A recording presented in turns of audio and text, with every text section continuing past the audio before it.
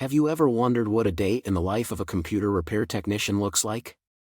Well, you're in luck because today, we're going to take you behind the scenes and show you what it takes to keep our technology running smoothly.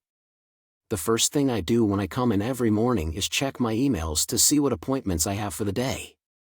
Sometimes, we get emergency calls and have to shuffle our schedule around, but it's all part of the job. It's clear that being a computer repair technician requires flexibility and quick problem-solving skills.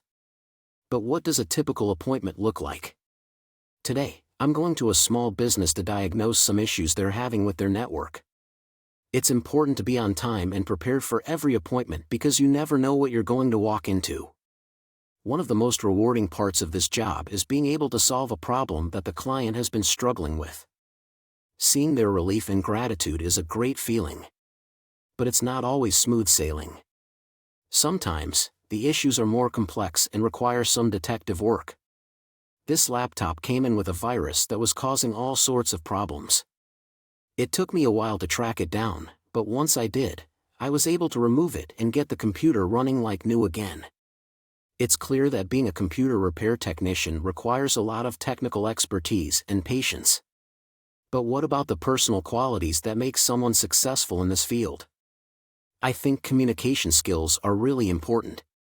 It's important to be able to explain what you're doing in a way that the client can understand. And, of course, a friendly and professional attitude goes a long way.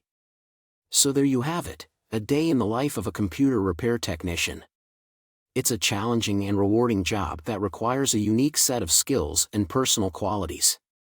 We hope you enjoyed this behind-the-scenes look, and if you're ever in need of some tech support, you know who to call.